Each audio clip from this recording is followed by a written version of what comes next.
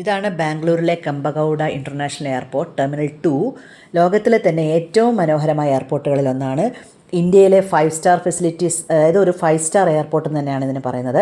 Garden terminal എന്നറിയപ്പെടുന്ന ഈ airport honourable prime minister Shri നരേന്ദ്രമോദിയാണ് നവംബർ 11, 2022 ഉദ്ഘാടനം ചെയ്തത്.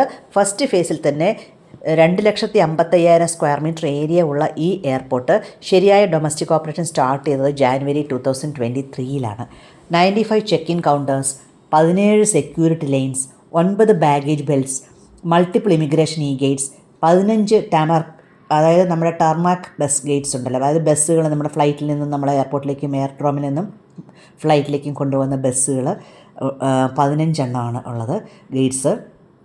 പിന്നെ ഈ എയർപോർട്ടിന് LEED എന്ന് പറഞ്ഞിട്ടുള്ള ഒരു പ്ലാറ്റിനം സർട്ടിഫിക്കേഷൻ കിട്ടിയിട്ടുള്ളതാണ്. അതെന്ന് വെച്ച് കഴിഞ്ഞാൽ leadership in energy and environmental design എന്നാണ് അതിൻ്റെ ഫുൾ ഫോം. അതായത് എക്കോ ഫ്രണ്ട്ലി എയർപോർട്ടാണെന്നാണ്. സോളാർ പവറിൽ വർക്ക് ചെയ്യുന്ന AC, എഫിഷ്യൻറ്റ് ലൈറ്റ്സ്, അതുപോലെ മഴവെള്ള സംഭരണികൾ, ലോ ഫ്ലോ ആയിട്ടുള്ള ടാപ്പുകൾ, ലോ പൊല്യൂട്ടഡ് മെറ്റീരിയൽസ് കൊണ്ടുണ്ടാക്കിയിരിക്കുന്ന എയർപോർട്ടാണിത്. പിന്നെ 4 ലെവൽസാണ് ഈ LEED സർട്ടിഫിക്കേഷൻ ഉള്ളത്.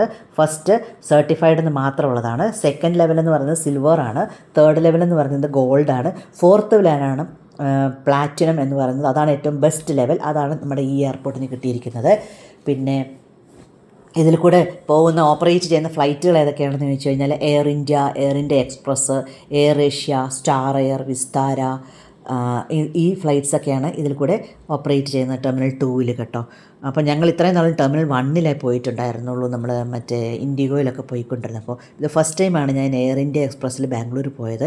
അതുകൊണ്ടാണ് എനിക്ക് ഇത്രയും നല്ലൊരു എക്സ്പീരിയൻസ് കിട്ടിയത്. അപ്പോൾ ഇനി നമുക്ക് ഇതിൻ്റെ ഇൻഡോറിലേക്ക് നമുക്ക് നോക്കാം.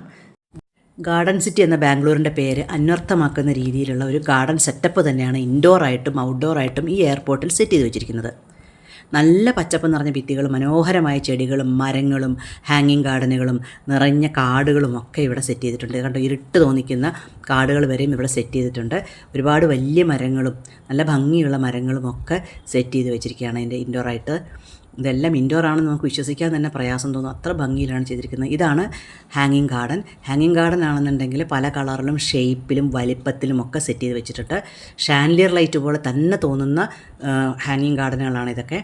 നന്നായിരിക്കുന്നുണ്ട് കാണാനായിട്ട്. അതിൻ്റെ കൂടെ എക്സ്ട്രാ ആയിട്ടുള്ള ലൈറ്റപ്സും കൂടെ ആയപ്പോഴത്തേക്ക് നല്ല ഭംഗിയായിട്ടുണ്ടത്. എല്ലാവരും ഒന്ന് നോക്കി നിന്ന് പോകും ആ ഷാൻലിയർ ഗാർഡൻ.